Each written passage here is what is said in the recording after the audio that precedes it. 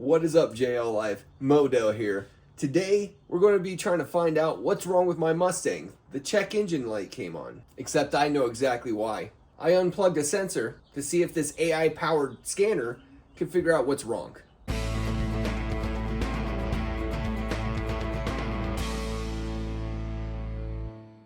So this here is the mass airflow sensor. It measures how much air enters into the engine so the computer knows how much fuel to inject.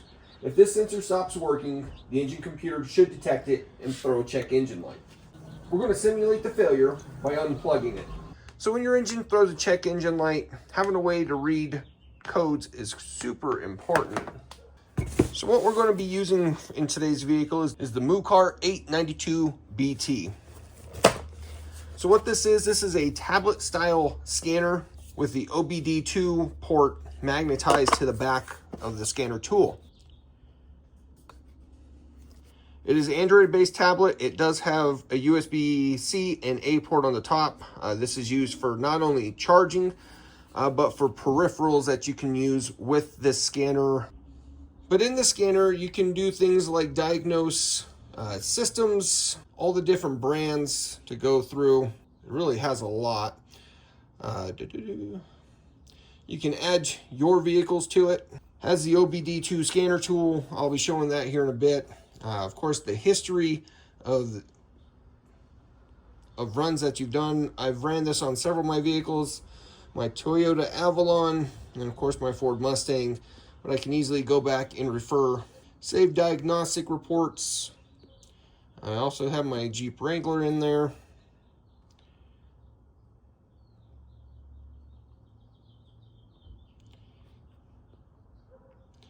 Feedback.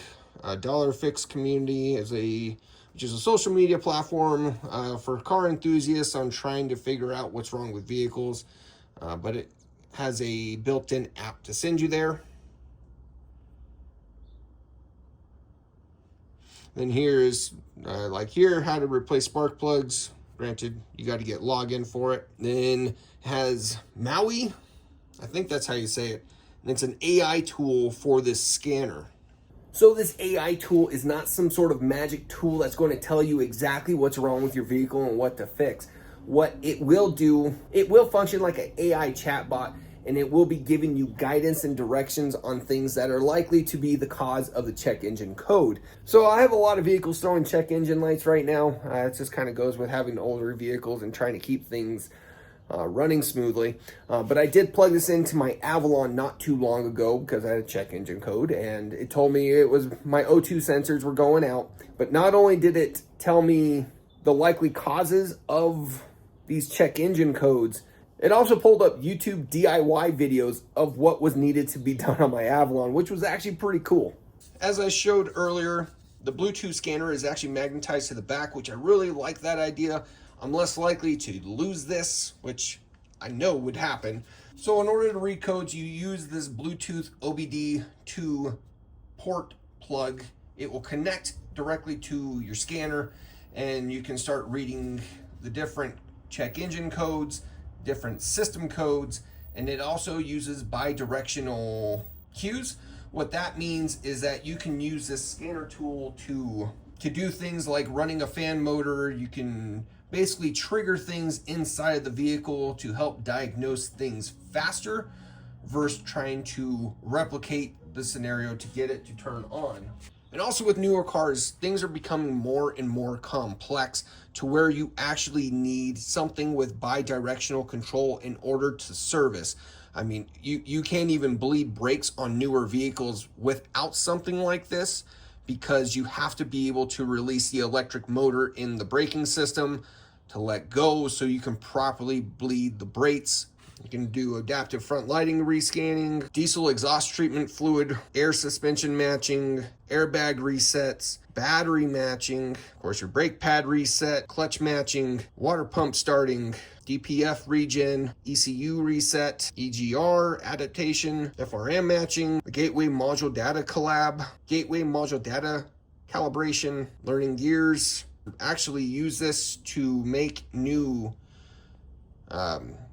keys, but only with cars with the IMMO system. Injector coding. You can check the odometer, oil resets, rainfall sensor. I mean, there's just so many things. Steering wheel angle, stop start settings. Oh my goodness, it just keeps going. Sunroof, TPMS, transport mode, turbocharging matching, window calibration. But a nice thing about this is if you don't know how to use any of the different features, it has a tutorial button for each one, and you can go through and familiarize yourself with what you're trying to work on with the scanner. I do want to talk about another frustrating thing about newer cars. As cars get newer and fancier and more expensive, they keep putting more computers and computer electronic systems inside of vehicles. Now, in order to get this scanner to work with newer vehicles, you have to register and pay for an auto authenticate gateway access, which will allow you to interface with different newer vehicles' computers.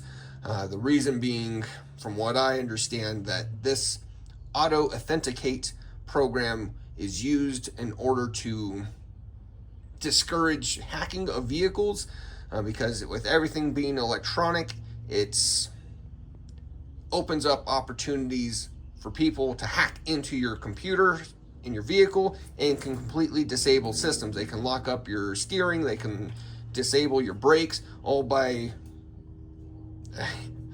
using technology. The auto authenticate program is supposed to minimize that, but in order to use that, you have to pay for it. It is a subscription, and it is $5 a month for the 1 unit. If you are operating an auto shop, there's different licensings, so you can include more mechanics, more personnel under your account, but of course that goes up in price, being that I am a DIY and this is my garage. I only need the one. Now, don't get me wrong, AI is a very controversial topic. There are a lot of negative aspects of AI, and there's some really good ones. Unfortunately, because there's not a lot of regulations, you're seeing both. Whether it's data centers taking up resources, electricity, water resources, like those are things that legislators should be working on controlling. But the positive aspects of AI is that it's a very comprehensive algorithm. This isn't super intelligence, but it is an algorithm that can find information for you on the internet and give it to you with relatively accurate results. We're going to go diagnose that check engine light that just popped up on my Mustang. Got to plug in your sensor. Mustang's in a peculiar spot. Okay. So, there's my check engine light. Let's go ahead and fire up the scanner. We're going to go into diagnose the OBD scanner.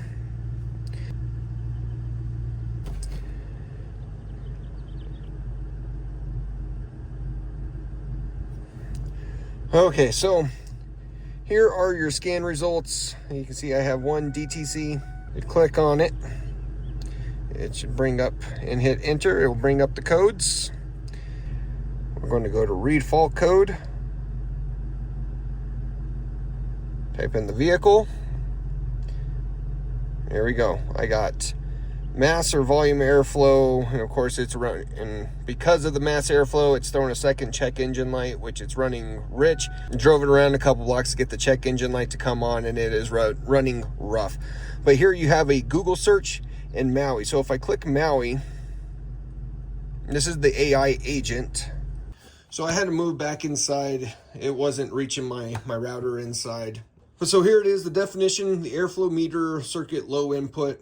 Symptoms, it will tell you symptoms that you're starting to have for whatever code that you are reading, and currently I'm reading the P0102, and it's going to give me some guidance. So now it's telling me circuit system inspection. To fix the P0102 fault code, first check the mass airflow sensor or dirt for dirt or blockages, and clean if necessary. Inspect the air filter and replace if it's dirty. Check the wiring and connectors for damage or corrosion. Repair is needed. Check for vacuum leaks and repair if found. If your MAF sensor is faulty, replace it. If all else fails, it may be necessary to test the engine control module.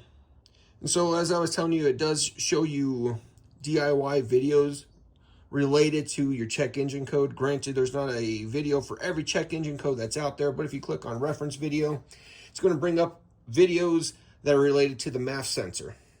So here I can click on this fellow. And if I'm really lost, I could just start watching the videos related to what the check engine code is. Okay, so back out at the cars. Now I want to show you guys the live data. So here you can go through all the different parameters that it can give you. So we're going to do a couple of them. We're going to do the mass airflow. We're going to do engine RPMs and fuel pressure. Let's do one more, air intake temperature. So here's going to pull up all the data for the different things, and it's going to give you the value, and here it's going to tell you what the standard range should be, so you would know if it's too high or too low without having to go and research it. Whew, it is running rough. You can also pull it up as a graph. These are my RPMs. Woo. But of course, I already know what the issue is, so I really don't have to go through the tedious process of checking all those things. I just need to plug my sensor back in. And of course, after you attempt your fix, you can always go back to clear code.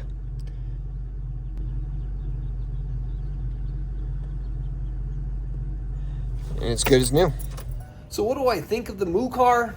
It works, it's nice. It's wild to me that you need a scanner this day and age to do something as simple as changing brake pads on your car. But I mean, that's just the way things are going. I know there is a push to try to limit the amount of repairs that you can do to your vehicles. We're not there yet, but do you see how in-depth things like this is?